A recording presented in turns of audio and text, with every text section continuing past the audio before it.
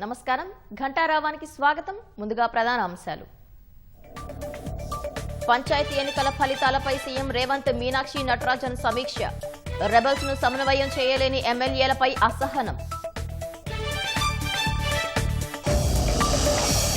ఉపాధి హామీ పథకం పేరు మార్పును వ్యతిరేకిస్తూ పీసీసీ నిరసనలు. సికింద్రాబాద్ పారాడైజ్ వద్ద కాసేపట్లో మహేష్ గౌడ్ ధర్నా.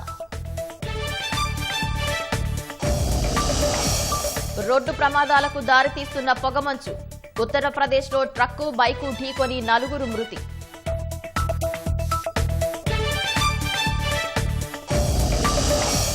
అమెరికాలో బెట్టింగ్ ప్రక్రియ నేపథ్యంలో ఉద్యోగులకు కీలక సూచన. అంతర్జాతీయ ప్రయాణాలు చేయొద్దని ఉద్యోగులకు అడ్వైజరీ జారీ. సిరియాలో ఐసిస్పై అమెరికా ప్రతీకార దాడులు. ఫైటర్ జెట్లు, హెలికాప్టర్లతో 70 చోట్ల స్థావరాలు ధ్వంసం.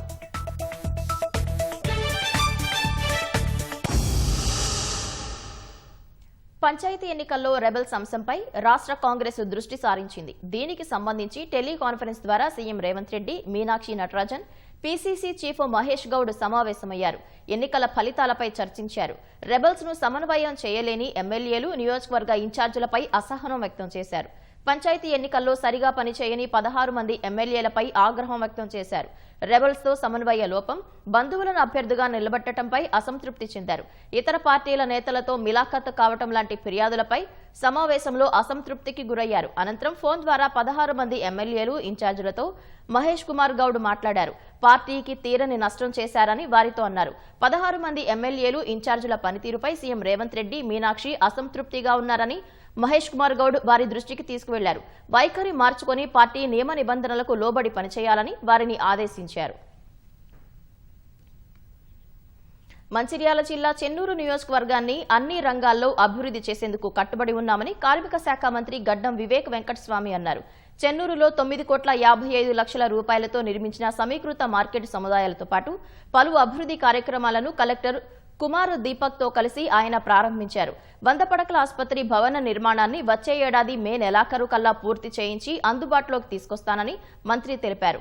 మార్కెట్ నిర్మాణ పనుల్లో జరిగిన జాప్యంపై ప్రజారోగ్య శాఖ అధికారులపై ఆగ్రహం వ్యక్తం చేసిన మంత్రి పనులను వెంటనే పూర్తి చేయాలని అధికారులను ఆదేశించారు. మెయిన్ ఇంటెన్షన్ ఏంటంటే చెన్నూరులో కూడా డయాలసిస్ యూనిట్ స్టార్ట్ చేసిన తర్వాత అందరికీ మంచిర్యాల పోయేది అవసరం లేదు. వారు ఇక్కడనే వచ్చి సరిగా డయాలసిస్ చేసుకుంటున్నారు. వీళ్ళకి మంచిర్యాల పోయేది అవసరం లేకుండా ఈ హాస్పిటల్ నడిపిస్తూ ఇక్కడ ప్రజలకు ఉపయోగపడేలాగా చేయాలని చెప్పి ఆ ఆలోచనతోనే ఈ 100 బెడెడ్ హాస్పిటల్ పూర్తి చేసుకొని త్వరలోనే స్టార్ట్ కాబోతుంది. ప్రమాదవశాత్తు రైలులో నుంచి జారిపడి నవదంపతులు మృతి చెందిన దుర్ఘటన యాదాద్రి భువనగిరి జిల్లా వంగపల్లి ఆలేరు రైలు మార్గంలో చోటు చేసుకుంది. ఏపీలోని పార్వతీపురం మన్యం జిల్లాకు చెందిన కోరాడ సింహాచలం, అదే జిల్లాలోని అంకవరానికి చెందిన భవానీతో 2 నెలల క్రితం వివాహమైంది. సింహాచలం హైదరాబాద్ లో ఓ రసాయన పరిశ్రమలో పనిచేస్తుండగా జగద్గిరిగుట్టలోని గాంధీనగర్లో నివాసం ఉంటున్నారు. విజయవాడలోని బంధువుల ఇంటికి వెళ్లేందుకు దంపతులు మచిలీపట్నం ఎక్స్ప్రెస్ రైలులో సికింద్రాబాద్ నుంచి బయలుదేరారు. రైలు వంగపల్లి రైల్వే స్టేషన్ దాటిన తర్వాత డోర్ వద్ద నిలబడి ఉన్న ఇద్దరు జారిపడి మృతి చెందారు. సమాచారం అందుకున్న రైల్వే పోలీసులు కేసు నమోదు చేసి దర్యాప్తు చేస్తున్నారు. సూర్యాపేట జిల్లాలో రిమాండ్లో ఉన్న నిందితుడు మృతి ఘటనలో స్థానిక పోలీసులపై ఉన్నతాధికారులు చర్యలు తీసుకున్నారు. కోదాడ గ్రామీణ సీఐ ప్రతాప్ లింగంను సస్పెండ్ చేయగా చిలుకూరు ఎస్ఐ సురేష్ రెడ్డిని ఎస్పీ ఆఫీసుకు అటాచ్ చేస్తూ ఉన్నతాధికారులు ఉత్తర్వులు జారీ చేశారు. కోదాడ పట్టణానికి చెందిన కర్ల రాజేష్ సీఎంఆర్ఎఫ్ చెక్కుల అవకతవకల్లో గత నెల పోలీసులు అదుపులోకి తీసుకుని రిమాండ్కు తరలించారు. రాజేష్ రిమాండ్లో ఉండగా హుజూర్ నగర్ సబ్ జైల్లో మృతి చెందడంతో మృతికి పోలీసులే కారణమని దళిత సంఘాలు ఆరోపించాయి. విచారణ చేపట్టిన ఉన్నతాధికారులు సీఐ, ఎస్ఐలపై చర్యలు తీసుకున్నారు. కర్ల రాజేష్ పై కేసు నమోదు చేసిన ఎస్ఐ సురేష్ రెడ్డిపై శాఖాపరమైన చర్యలు మాత్రమే తీసుకోవడంతో దళిత సంఘాలు ఆందోళన వ్యక్తం చేస్తున్నాయి. భద్రాచలంలోని రాజపేట కాలనీలో ఏఎస్పీ విక్రాంత్ కుమార్ సింగ్ ఆధ్వర్యంలో 150 మంది పోలీసులు సీఆర్పీఎఫ్ బలగాలతో కార్డన్ అండ్ సెర్చ్ నిర్వహించారు. 2 రోజుల కిందట పట్టణంలో మద్యం దుకాణం వద్ద ఓ వ్యక్తిని దారుణంగా హత్య చేయడంతో అనుమానాస్పదంగా ఉన్న ప్రాంతంలో కార్డన్ అండ్ సెర్చ్ నిర్వహించారు.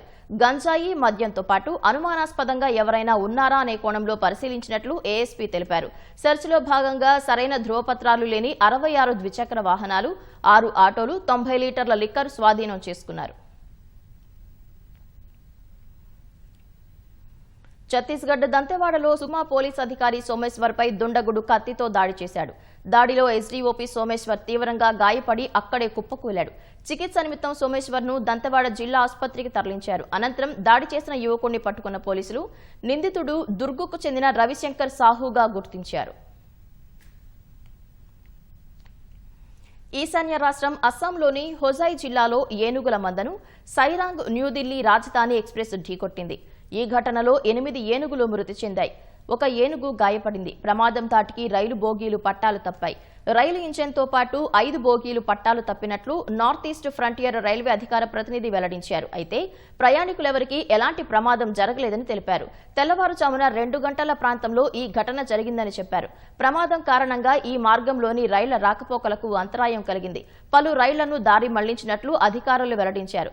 ఘటన జరిగిన ప్రాంతం ఎలిఫెంట్ కారిడార్ కాదని రైల్వే అధికారులు తెలిపారు. పట్టాలపై ఏనుగుల మందను చూడగానే లోకో పైలట్ ఎమర్జెన్సీ బ్రేకులు వేశాడని, అయినప్పటికీ ప్రమాదం జరిగిందని వివరించారు. దీనిపై దర్యాప్తు జరుగుతోందన్నారు. పొగమంచు కారణంగా ఉత్తరప్రదేశ్లోని సంభల్లో ట్రక్కు, బైకు ఢీకొని 4 మృతి చెందారు. మృతుల్లో 3 యువకులు, 1 మహిళ ఉన్నారు. ఆగ్రా మొరాదాబాద్ రహదారిపై ఈ ప్రమాదం జరిగినట్లు పోలీసులు తెలిపారు. మృతులంతా ఒకే కుటుంబానికి చెందినవారని పేర్కొన్నారు. ప్రమాదం తర్వాత ట్రక్కు డ్రైవర్ పారిపోతుండగా ఓ చెట్టుకు అతడి వాహనం ఢీకొట్టినట్లు చెప్పారు. ఈ ఘటనలో డ్రైవర్కు తీవ్ర గాయాలు కాగా ఆసుపత్రికి తరలించినట్లు తెలిపారు. కర్ణాటక రాష్ట్రం పావగడలోని ఇండస్ట్రియల్ పార్క్ వద్ద ఏపీఎస్ఆర్టీసీ బస్సు ఎదురుగా వస్తున్న కారును ఢీకొట్టింది. ప్రమాదంలో కారు డ్రైవర్ అక్కడికక్కడే మృతి చెందారు. శ్రీ సత్యసాయి జిల్లా పెనుకొండ నుంచి సుమారు 25 మందికి పైగా ప్రయాణికులతో కర్ణాటకలోని పావగడకు బస్సు బయలుదేరింది. కర్ణాటక సరిహద్దులోకి చేరుకున్న కొంతసేపటికి బస్సు ప్రమాదానికి గురైంది. బస్సులో ప్రయాణిస్తున్న సుమారు 25 మంది ప్రయాణికులకు గాయాలయ్యాయి. క్షతగాతులను పావగడ ప్రభుత్వ వైద్యశాలకు తరలించి చికిత్స అందించారు. ఈ ఘటనపై కర్ణాటక పోలీసులు కేసు నమోదు చేసుకుని దర్యాప్తు చేపట్టారు.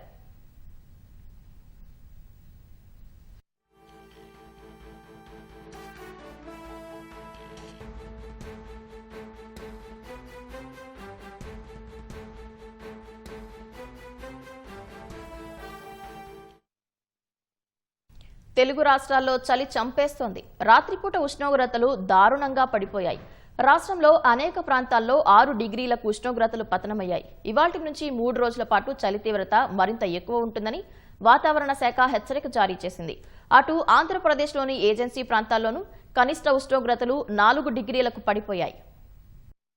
తెలంగాణలో గురువారం రాత్రి నుంచి శుక్రవారం ఉదయం వరకు అన్ని జిల్లాల్లో ఉష్ణోగ్రతలు 11.9 డిగ్రీల దిగువన నమోదయ్యాయి. సంగారెడ్డి, కుమురం భీం ఆసిఫాబాద్, రంగారెడ్డి, వికారాబాద్ జిల్లాల్లోని పలు మండలాల్లో 6.1 నుంచి 6.9 డిగ్రీల మధ్య ఉష్ణోగ్రతలు పడిపోయాయి. 19 జిల్లాల్లో ఉష్ణోగ్రతలు 10 డిగ్రీల లోపే నమోదయ్యాయి. సంగారెడ్డి జిల్లాలోని 14 మండలాలు, కుమురం భీం ఆసిఫాబాద్ జిల్లాలో 8 మండలాలు, రంగారెడ్డి జిల్లాలోని 18 మండలాలు సహా వికారాబాద్ జిల్లాలోని పలుచోట్ల చలి తీవ్రత పెరిగింది. ఇవాళ రేపు, ఎల్లుండి చలి తీవ్రత మరింత ఎక్కువగా ఉంటుందని వాతావరణ శాఖ హెచ్చరించింది.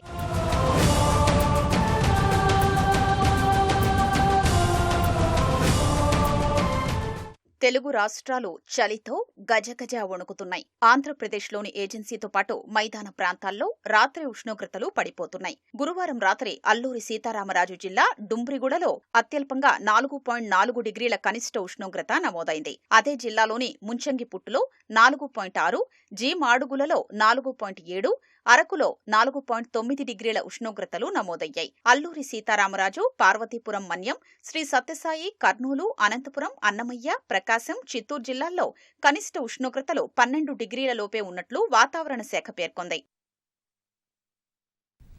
నదీ జలాలు, సాగునీటి ప్రాజెక్టుల అంశంపై భారత రాష్ట్ర సమితి ఉద్యమానికి సిద్ధమవుతుంది. కృష్ణా జలాల్లో రాష్ట్రానికి అన్యాయం జరుగుతోందని, నీటిపారుదల ప్రాజెక్టులను కాంగ్రెస్ ప్రభుత్వం నిర్లక్ష్యం చేస్తోందంటున్న బీఆర్ఎస్ ఆ అంశాలపై కార్యాచరణ చేపట్టనుంది. రేపు జరగనున్న పార్టీ సమావేశంలో అధినేత కేసీఆర్ ఇందుకు సంబంధించి ఉద్యమ కార్యాచరణ ప్రకటించనున్నారు. బీఆర్ఎస్ సంస్థాగత అంశాలపై కూడా భేటీలో చర్చ జరగనుంది. కృష్ణా గోదావరి జలాల అంశంతో పాటు సాగునీటి ప్రాజెక్టుల విషయంలో పోరుకు ప్రధాన ప్రతిపక్షం బీఆర్ఎస్ సిద్ధమవుతోంది. అందులో భాగంగా ఉద్యమ కార్యాచరణ చేపట్టనుంది. నదీ జలాలు, ప్రాజెక్టుల అంశాలపై ఉద్యమాన్ని ఖరారు చేసేందుకు భారత రాష్ట్ర సమితి కీలక సమావేశం రేపు జరగనుంది. హైదరాబాద్లోని తెలంగాణ భవన్ వేదికగా పార్టీ శాసనసభాపక్షం, రాష్ట్ర కార్యవర్గం భేటీ కానుంది. పార్టీ అధినేత కేసీఆర్ నేతృత్వంలో జరగనున్న సమావేశానికి ఎంపీలు, ఎమ్మెల్యేలు, ఎమ్మెల్సీలతో పాటు రాష్ట్ర కార్యవర్గ సభ్యులు హాజరు కానున్నారు. కృష్ణా గోదావరి నదీ జలాల్లో తెలంగాణకు అన్యాయం జరుగుతోందని, కేసీఆర్ హయాంలో చేపట్టిన నీటిపారుదల ప్రాజెక్టులను కాంగ్రెస్ ప్రభుత్వం నిర్లక్ష్యం చేస్తోందని అంటున్న బీఆర్ఎస్ ఇందుకు సంబంధించిన అంశాలపై రేపటి సమావేశంలో చర్చించనుంది. నదీ జలాలను ఆంధ్రప్రదేశ్ ప్రభుత్వం కొల్లగొడుతున్నప్పటికీ అడ్డుకునే విషయంలో కాంగ్రెస్ సర్కార్ విఫలమైందని, ఈ సందర్భంలో తెలంగాణ ప్రజలు, రైతాంగ సాగునీటి హక్కులను కాపాడుకునేందుకు మరో ప్రజా ఉద్యమం తప్పదని గులాబీ పార్టీ అంటోంది. అందులో భాగంగా నిర్మించబోయే ప్రజా ఉద్యమాలకు సంబంధించి పార్టీ విస్తృత స్థాయి సమావేశంలో లోతుగా చర్చించనున్నారు. పాలమూరు రంగారెడ్డి ప్రాజెక్టు అంశంపై సమావేశంలో ప్రధానంగా చర్చ జరిగే అవకాశం కనిపిస్తోంది. బీఆర్ఎస్ హయాంలో 90% పూర్తి చేసిన ప్రాజెక్టు పనులను కాంగ్రెస్ ప్రభుత్వం చేపట్టడం లేదని, 2 ఏళ్లుగా పూర్తి నిర్లక్ష్యం కనబరుస్తోందని పార్టీ నేతలు ఆరోపిస్తున్నారు. పాలమూరు రంగారెడ్డి ఎత్తిపోతల ప్రాజెక్టుకు బీఆర్ఎస్ ప్రభుత్వం 91 టీఎంసీల నీటిని కేటాయిస్తే, కాంగ్రెస్ ప్రభుత్వం ఇప్పుడు కేవలం 45 టీఎంసీలు ఇస్తే చాలని కేంద్రాన్ని కోరడాన్ని బీఆర్ఎస్ నేతలు తప్పుపడుతున్నారు. 45 టీఎంసీలకు అంగీకరించడం రైతుల ప్రయోజనాలను తాకట్టు పెట్టడమేనని, కాంగ్రెస్ ప్రభుత్వ వైఖరి రాష్ట్రానికి తీవ్రమైన అన్యాయం చేయడమేనని ఆక్షేపిస్తున్నారు. రాష్ట్రానికి ప్రత్యేకించి పాలమూరు, రంగారెడ్డి, నల్గొండ ప్రయోజనాలు దెబ్బతింటున్న తరుణంలో రాష్ట్రానికి చెందిన బీజేపీ ఎంపీలు కూడా నోరు విప్పడం లేదని, ఆ పార్టీ రాష్ట్ర ప్రయోజనాలకు గండికొడుతోందని ఆరోపిస్తున్నారు. సాగునీటి విషయంలో కేంద్రం చేస్తున్న అన్యాయం, నదుల అనుసంధానం పేరిట ఏపీ జలదోపిడీకి సహకరిస్తున్న బీజేపీ విధానాన్ని ఎదుర్కోవాలంటే తెలంగాణ సమాజానికి మరోమారు ప్రత్యక్ష పోరాటాలే శరణ్యమని బీఆర్ఎస్ అధినేత కేసీఆర్ భావిస్తున్నారు. బీఆర్ఎస్ ప్రభుత్వం మళ్లీ వచ్చి ఉంటే పాలమూరు రంగారెడ్డి ఎత్తిపోతల నుంచి ఇప్పటికే నీళ్లు వచ్చేవని నేతలు చెబుతున్నారు. ఈ పరిస్థితుల్లో ఉద్యమ స్వరూపానికి శ్రీకారం చుట్టనున్నట్లు బీఆర్ఎస్ తెలిపింది. సాగునీటి ప్రాజెక్టుల నిర్వహణ, పాలమూరు రంగారెడ్డి ఎత్తిపోతల నిర్మాణం, జలాల కేటాయింపు, ఏపీ జలదోపిడీపై పోరాడేందుకు రేపటి సమావేశంలో కార్యాచరణ ఖరారు చేయనున్నట్లు నేతలు తెలిపారు. 32,000 కోట్ల రూపాయల వర్క్స్ జరిగినాయి పాలమూరు రంగారెడ్డిలో. ఎన్నోసార్లు చెప్పినాం. ఇప్పటికీ 5 రిజర్వాయర్లు అయిపోయినాయి, 4 పంపింగ్ స్టేషన్లు అయిపోయినాయి, ready to launch. Just patch వర్కులు మిగిలినాయి. ప్యాకేజ్ 3లో కొంత, అక్కడ కొంత, అక్కడ కొంత, అక్కడ కొంత. తెలంగాణపై ఇంకా కొనసాగుతున్నటువంటి కుట్రలు, కేంద్ర ప్రభుత్వాన్ని తమ చేతుల్లో పెట్టుకున్న కారణంగా తెలంగాణకు కల్పిస్తున్నటువంటి ఇక్కట్లు, ఇక్కడ ఉండేటువంటి ప్రభుత్వం యొక్క చాతగానితనము, దూరదృష్టి లేనితనము ఇత్యాది విషయాల మీద మా పార్టీ సుదీర్ఘంగా చర్చిస్తుంది. అన్ని అంశాలను మన్ని విడమర్చి ప్రజలకు చెప్తాం. తర్వాత ఏంటనేటువంటిది 21st మీటింగ్ తర్వాత కేసీఆర్ గారు స్వయంగా అన్ని విషయాలు ప్రకటిస్తారు. సాగునీటి ప్రాజెక్టులో నదీ జలాల అంశంపై కేటీఆర్, హరీష్ రావుతో పాటు మాజీ మంత్రులు జగదీష్ రెడ్డి, నిరంజన్ రెడ్డి, శ్రీనివాస్ గౌడ్తో కేసీఆర్ ఇప్పటికే సమాలోచనలు జరిపారు. మొదట ఉమ్మడి పాలమూరు జిల్లాలో 1 లేదా 2 బహిరంగ సభలు నిర్వహించాలన్న ఆలోచనలో ఉన్నట్లు సమాచారం. రేపటి సమావేశంలో ఇందుకు సంబంధించి స్పష్టత వచ్చే అవకాశం ఉంది. నదీ జలాలు, ప్రాజెక్టుల అంశాలపై ఉద్యమ కార్యాచరణ ప్రకటించడంతో పాటు పార్టీ సంస్థాగత నిర్మాణ అంశాలపై కూడా సమావేశంలో చర్చ జరగనుంది. పార్టీ సభ్యత్వ నమోదు, సంస్థాగత కమిటీల ఏర్పాటు గురించి ప్రస్తావించే అవకాశం ఉంది. 9 నెలల విరామం అనంతరం బీఆర్ఎస్ అధినేత కేసీఆర్ తెలంగాణ భవన్ కు రానున్నారు. గత బడ్జెట్ సమావేశాలకు ముందు పార్టీ శాసనసభాపక్ష సమావేశంలో పాల్గొనేందుకు మార్చి 11న పార్టీ కేంద్ర కార్యాలయానికి కేసీఆర్ వచ్చారు. మళ్లీ ఇప్పుడు బీఆర్ఎస్ శాసనసభాపక్ష, రాష్ట్ర కార్యవర్గ సమావేశానికి హాజరయ్యేందుకు కేసీఆర్ తెలంగాణ భవన్ వస్తున్నారు. నీటిపారుదల అంశాలపై బీఆర్ఎస్ చేపట్టనున్న ఉద్యమ కార్యాచరణను ధీటుగా ఎదుర్కొనేందుకు రాష్ట్ర ప్రభుత్వం సిద్ధమవుతోంది. కేసీఆర్ హయాంలో జరిగిన అంశాల ఆధారంగా కృష్ణా గోదావరి జలాల్లో జరిగిన నష్టం, ప్రాజెక్టుల వైఫల్యాలను ఎత్తిచూపేందుకు కసరత్తు చేస్తున్నారు. నెలాఖరులో శాసనసభ సమావేశాలు నిర్వహించి ఆ వేదికగానే బీఆర్ఎస్ వైఖరిని ఎండగట్టాలని భావిస్తున్నారు. కృష్ణా గోదావరి నదీ జలాల్లో తెలంగాణకు అన్యాయం జరుగుతోందని, రాష్ట్రంలోని కాంగ్రెస్ ప్రభుత్వం ప్రాజెక్టుల విషయంలో నిర్లక్ష్యం వహిస్తోందని భారత రాష్ట్ర సమితి ఉద్యమ కార్యాచరణకు సిద్ధమవుతోంది. ప్రధాన ప్రతిపక్షం కార్యాచరణను ధీటుగా ఎదుర్కొనేందుకు పాలకపక్షం కూడా సన్నద్ధమవుతోంది. ఇందుకోసం 10 ఏళ్ల బీఆర్ఎస్ హయాంలో నదీ జలాలు, నీటిపారుదల ప్రాజెక్టులకు సంబంధించిన అంశాలను ఉపయోగించుకోవాలని సర్కారు భావిస్తోంది. రాష్ట్ర ఆవిర్భావం అనంతరం నదీ జలాలకు సంబంధించి చేసుకున్న ఒప్పందాలు, వాటాలు, ఆంధ్రప్రదేశ్ ప్రభుత్వంతో అవలంబించిన వైఖరి తదితరాలను ఆయుధాలుగా మలుచుకోవాలని ప్రయత్నిస్తున్నారు. ఈ దిశగా ఇప్పటికే అధికారులకు ఆదేశాలు జారీ చేశారు. బీఆర్ఎస్ హయాంలో నదీ జలాలు, సాగునీటి ప్రాజెక్టులకు సంబంధించిన అన్ని అంశాల ఆధారంగా సమగ్ర నివేదిక రూపొందించాలని స్పష్టం చేశారు. పాలమూరు, రంగారెడ్డి ఎత్తిపోతల పథకాన్ని ప్రతిపక్షం ప్రధానంగా ప్రస్తావిస్తున్న తరుణంలో ఉమ్మడి మహబూబ్ నగర్ జిల్లా ప్రాజెక్టులకు సంబంధించిన సమగ్ర సమాచారాన్ని సిద్ధం చేయాలని తెలిపారు. ప్రభుత్వ పెద్దల ఆదేశాల మేరకు అధికారులు అందుకు సంబంధించిన వివరాలు, నివేదికను సిద్ధం చేసే పనిలో పడ్డారు.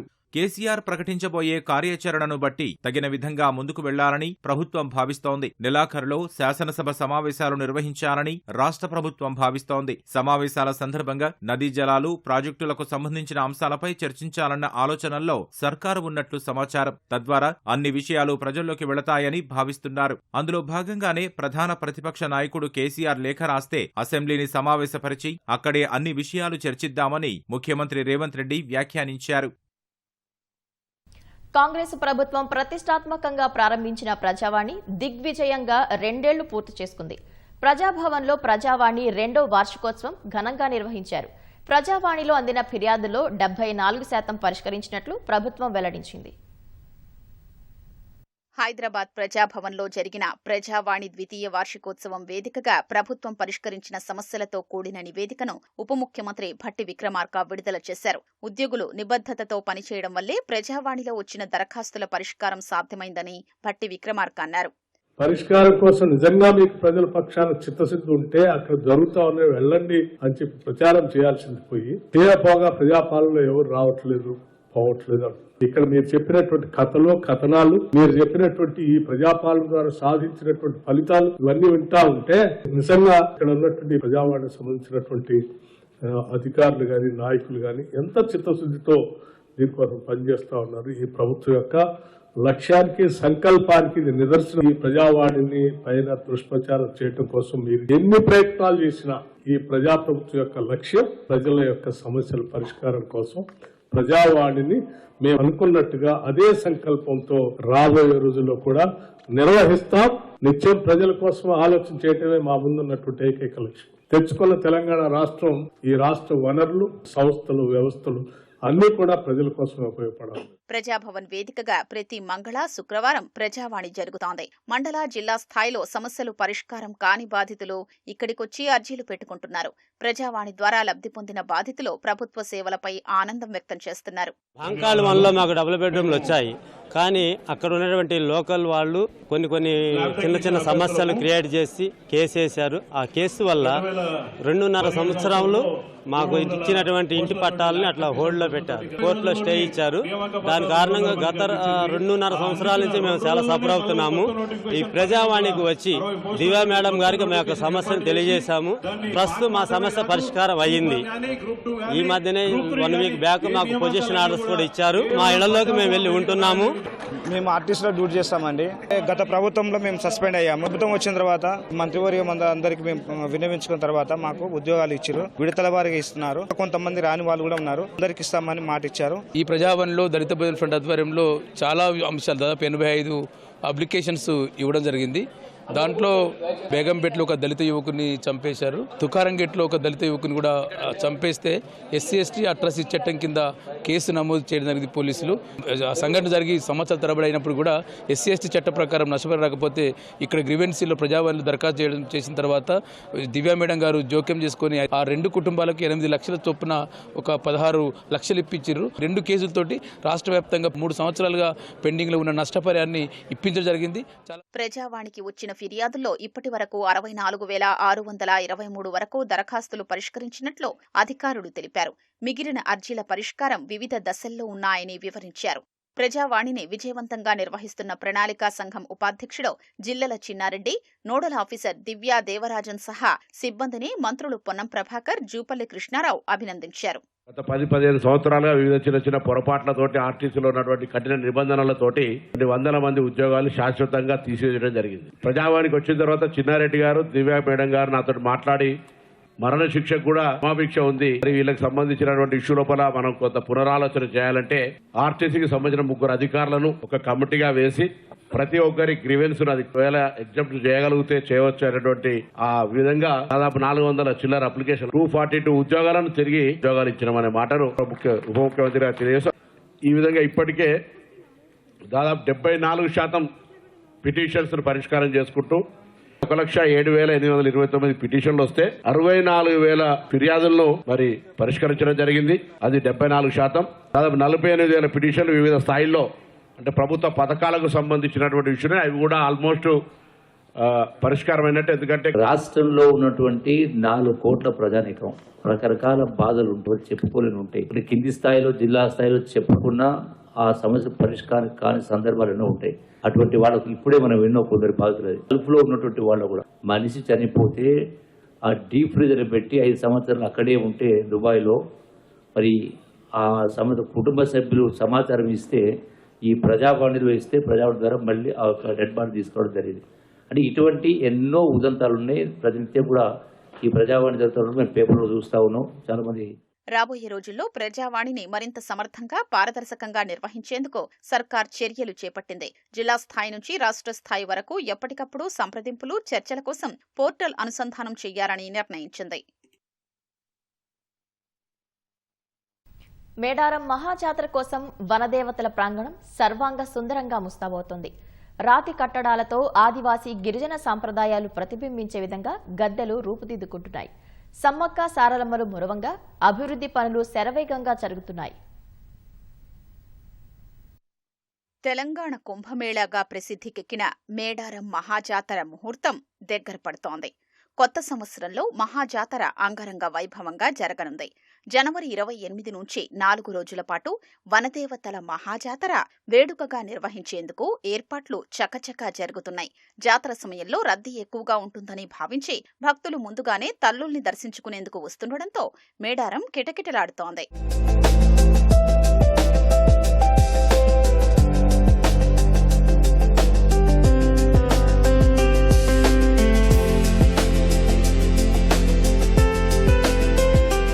ఈసారి మహాజాతర ప్రత్యేకత మేడారం అభివృద్ధి పనులే. తల్లుల్ని దర్శించుకునే భక్తులకు ఎలాంటి ఇబ్బందులు లేకుండా సౌకర్యాల కల్పన కోసం 251 కోట్ల రూపాయలతో అభివృద్ధి పనులకు సర్కార్ శ్రీకారం చుట్టింది. లక్షలాదిగా జనం తరలి వచ్చినా తోపులాటలు జరగకుండా ఉండేందుకు శాశ్వత ప్రాతిపదికన క్యూలైన్లను ఏర్పాటు చేస్తున్నారు. ముఖ్యమంత్రి రేవంత్ రెడ్డి సెప్టెంబర్ 23న పనులకు శ్రీకారం చుట్టగా అప్పటి నుంచి ముమ్మరంగా సాగుతున్నాయి. 15 రోజుల్లో అభివృద్ధి పనులు కొలిక్కొస్తాయని అధికారులు అంచనా వేస్తున్నారు.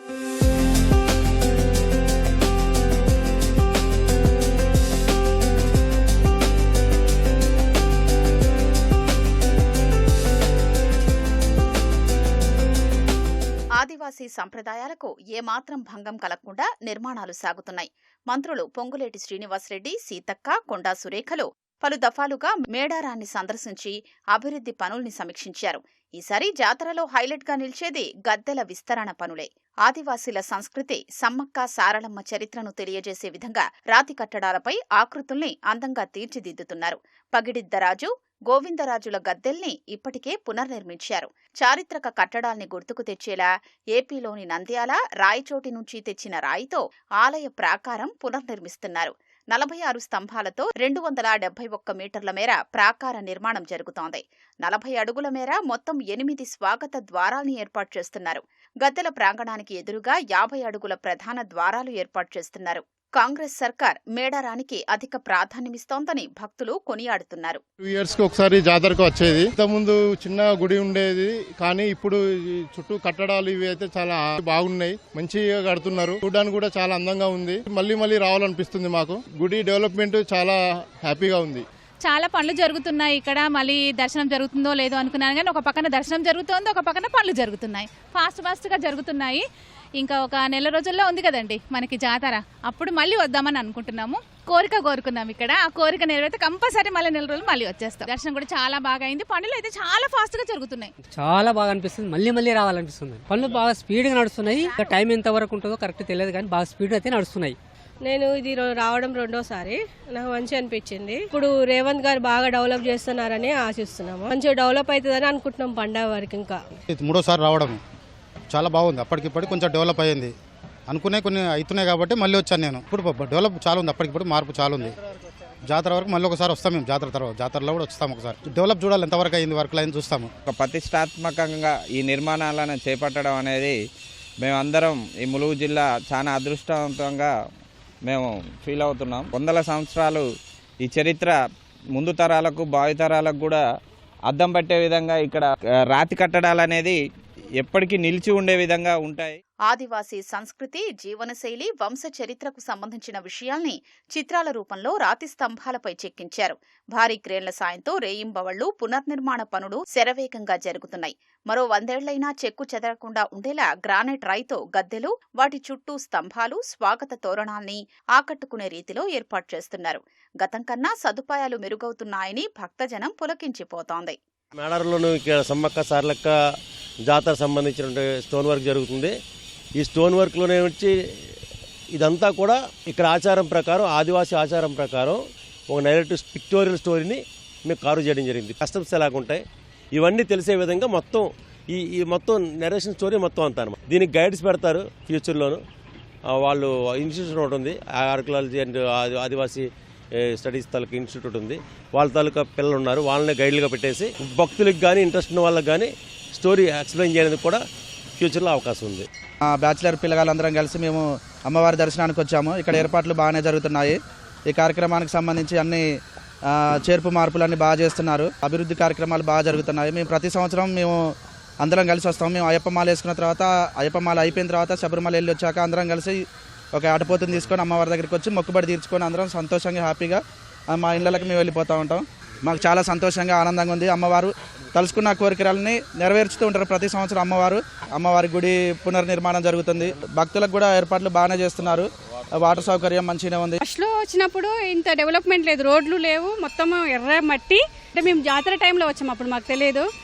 శిల్పాలు అవన్నీ చెక్కుతుంటే మాకు గుడి అలాగా ఫీలింగ్ వస్తుంది అనమాట. ఇంకోటి ఏంటంటే వీళ్ళ యొక్క చరిత్రలాగా చెప్తున్నారు కాబట్టి ముందు తరాల వాళ్ళకు కూడా అది తెలుస్తుంది వీళ్ళది అనేది నాకు అనిపిస్తుంది. బాగుంది. ఇప్పుడు మాత్రం మహాజాతరకొచ్చే భక్తులకు ఎలాంటి ఇబ్బందులు తలెత్తకుండా తాగునీరు, పారిశుద్ధ్యం, వైద్యం, విద్యుత్ తదితర శాఖల తరపున పనులు వేగంగా జరుగుతున్నాయి. వచ్చే నెల 20 నుంచి నిర్వహించే జాతరకు ఏపీ, ఛత్తీస్గఢ్, మహారాష్ట్ర, జార్ఖండ్ నుంచి లక్షలాదిగా భక్తులు తరలిరానున్నారు.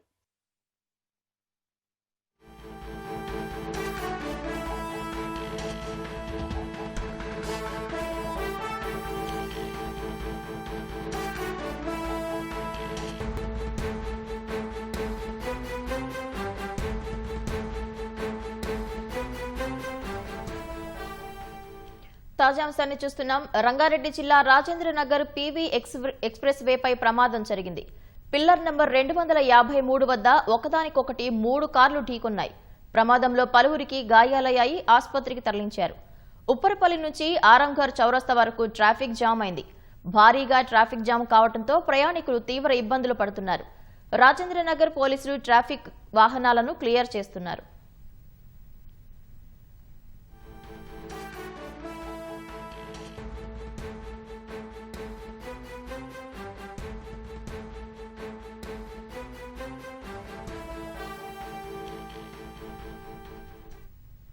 రంగారెడ్డి జిల్లా రాజేంద్ర నగర్ పీవీ ఎక్స్ప్రెస్ వేపై ప్రమాదం జరిగింది. పిల్లర్ నంబర్ 253 వద్ద ఒకదానికొకటి 3 కార్లు ఢీకొన్నాయి. ప్రమాదంలో పలువురికి గాయాలయ్యాయి, ఆసుపత్రికి తరలించారు. ఉప్పర్పల్లి నుంచి ఆరంఘర్ చౌరస్తా వరకు ట్రాఫిక్ జామ్ అయింది. భారీగా ట్రాఫిక్ జామ్ కావడంతో ప్రయాణికులు తీవ్ర ఇబ్బందులు పడుతున్నారు. రాజేంద్ర నగర్ ట్రాఫిక్ పోలీసులు వాహనాలను క్లియర్ చేస్తున్నారు.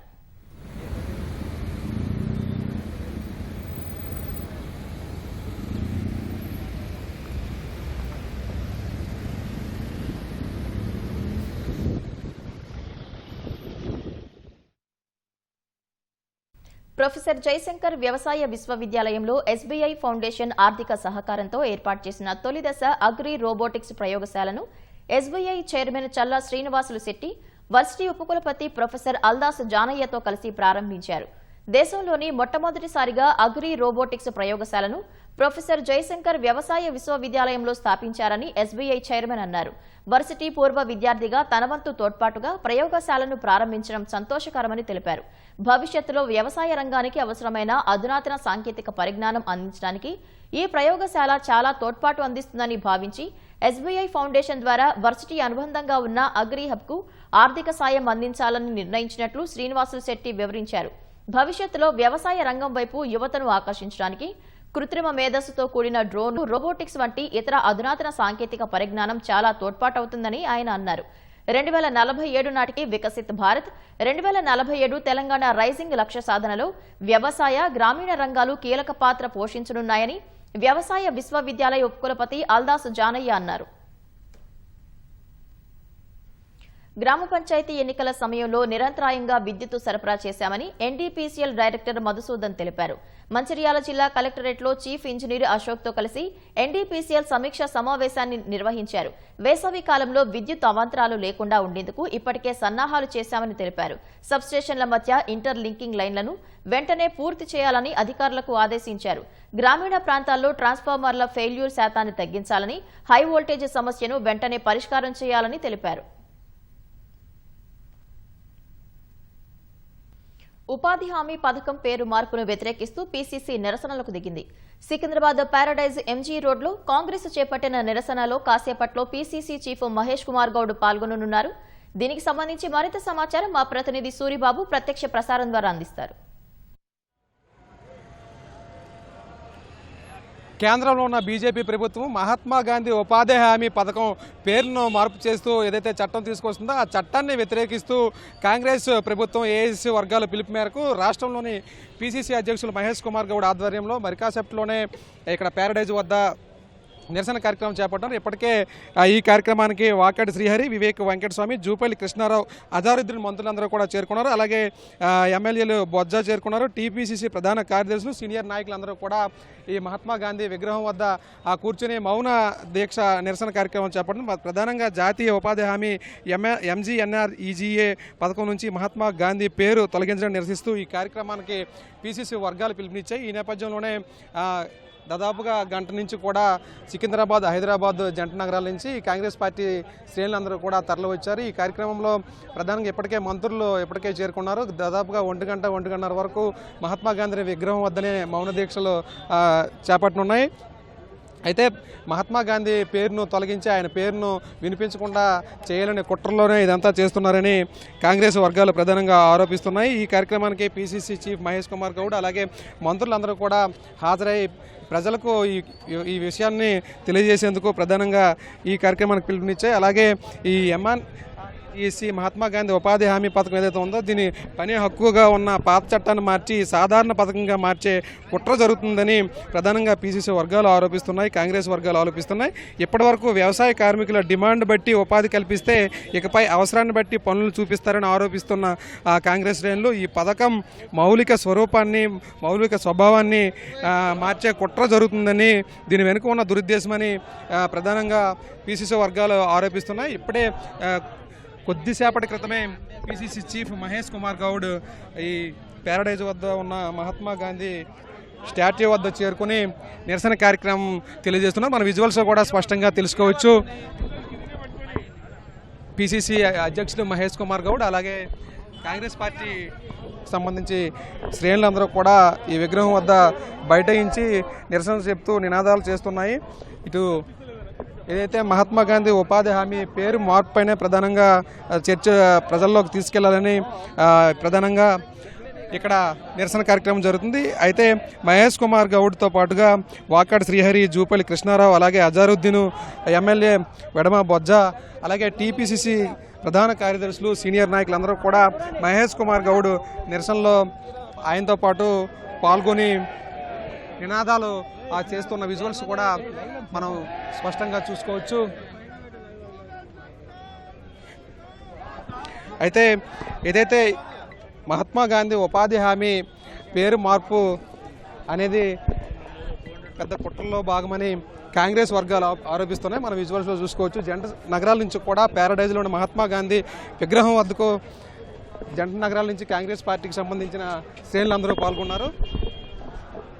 అయితే ఉపాధి హామీ పథకంలో మహాత్మా గాంధీ పేరును తొలగించవద్దని, చట్టాన్ని మార్చవద్దని కూడా కాంగ్రెస్ పార్టీ డిమాండ్ చేస్తుంది. ఈ డిమాండ్లో భాగంగానే మహాత్మా గాంధీ విగ్రహం వద్దకు టీపీసీసీ అధ్యక్షులు మహేష్ కుమార్ గౌడ్, అలాగే మంత్రులు, ప్రజాప్రతినిధులు, పార్టీ శ్రేణులందరూ కూడా నిరసన వ్యక్తం చేస్తున్న పరిస్థితి ప్యారడైజ్ వద్ద మహాత్మా గాంధీ స్టాట్యూ వద్ద ప్రస్తుతం నెలకొంది.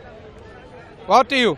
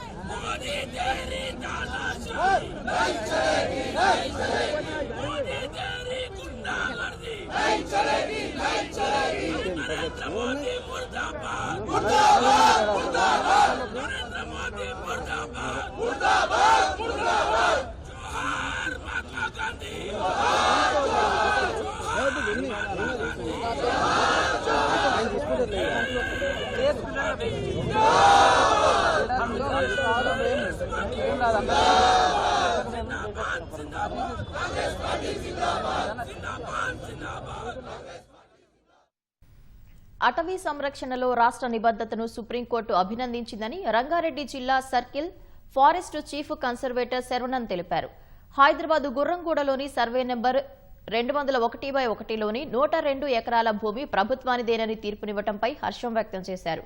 ఇబ్రహీంపట్నం ఆర్డీఓ అనంతరెడ్డి, తహసీల్దార్ జానకి అటవీ అధికారులతో కలిసి క్షేత్రస్థాయిలో పర్యటించారు. ప్రభుత్వ మద్దతు, అటవీ శాఖ సిబ్బంది ఏళ్లుగా చేసిన నిరంతర కృషి వల్లే ఈ తీర్పు సాధ్యమైందని శరవణన్ స్పష్టం చేశారు. రాష్ట్ర ప్రభుత్వం తరపున వాదించిన న్యాయవాదులకు కృతజ్ఞతలు తెలిపారు.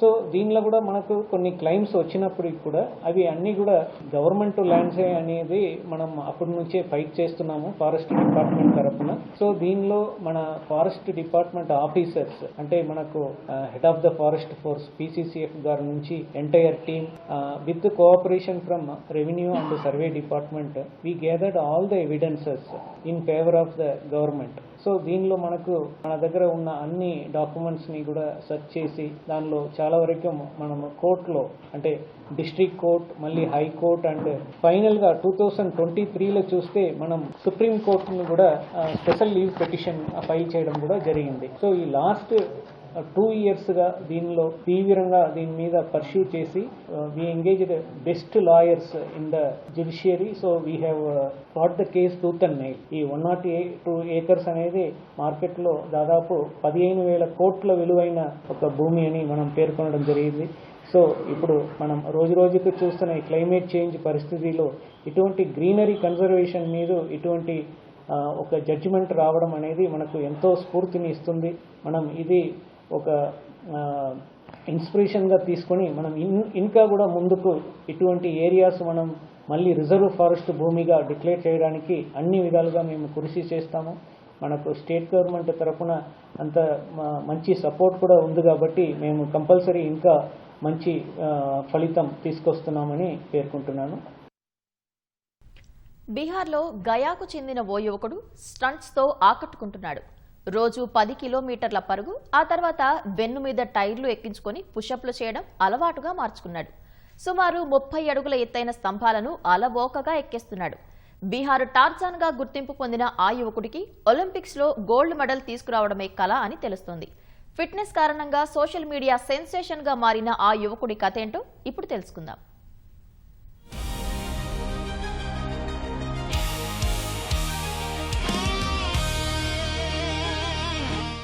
ఇక్కడ కనిపిస్తున్న ఈ యువకుడి పేరు దిల్బర్ ఖాన్.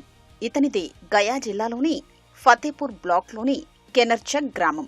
ఈ యువకుడి కారణంగా ఎవరికీ తెలియని అతడి గ్రామం వార్తల్లో నిలుస్తోంది. ఫిట్నెస్, వేగం అతడిని సోషల్ మీడియా సెన్సేషన్గా మార్చాయి. ఈ యువకుడు రోజూ సుమారు 10 కిలోమీటర్లు పరుగెత్తుతాడు. వెన్నుమీద 100 కిలోల బరువున్న పెద్ద టైర్లు ఎక్కించుకుని పుషప్లు చేస్తాడు. తలతో ఇనుపరాడ్లు ఉంచుతాడు. 25 నుంచి 30 అడుగుల ఎత్తైన విద్యుత్ స్తంభాలు ఎక్కి స్టంట్లు చేస్తాడు. తలను నేలలో పాతిపెట్టడం, చేతులతో స్కార్పియో కారును లాగడం, తాడు సాయంతో చెట్లెక్కడం, మెరుపు వేగంతో పరుగు పెట్టడం రోజూ అతడికి మామూలే.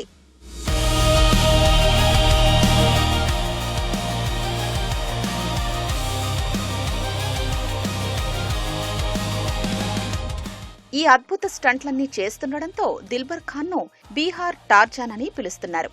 ఫైటింగ్లో దేశానికి ఒలింపిక్ మెడల్ తీసుకురావడమే తన కళ అని దిల్బర్ ఖాన్ చెప్పాడు. చిన్నప్పటి నుంచి రిస్కీ స్టంట్లు చేయడం అంటే ఇష్టమని పేర్కొన్నాడు. 13 ఏళ్ల వయసులోనే అనేక ప్రమాదకరమైన పనులు చేయడం మొదలుపెట్టినట్లు చెప్పాడు. ఈ స్టంట్లు చూసి కుటుంబ సభ్యులు, గ్రామస్తులు తనను ప్రోత్సహించారని పేర్కొన్నాడు.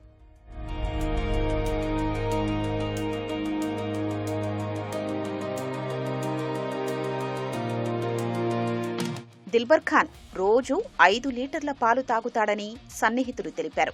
రోజు 1 కిలో కంటే ఎక్కువ పప్పును ఆహారంగా తీసుకుంటాడని చెప్పారు. దీంతో పాటు 3 పూటలా కలిపి 50 రోటీలు, కొన్ని డ్రై ఫ్రూట్స్, డజన్ అరటిపండ్లు తింటాడని పేర్కొన్నారు. అమెరికా తీసుకొచ్చిన కొత్త సోషల్ మీడియా బెట్టింగ్ పాలసీ కారణంగా దరఖాస్తుదారులు ఇబ్బంది పడుతున్న నేపథ్యంలో గూగుల్ తమ ఉద్యోగులను హెచ్చరించింది.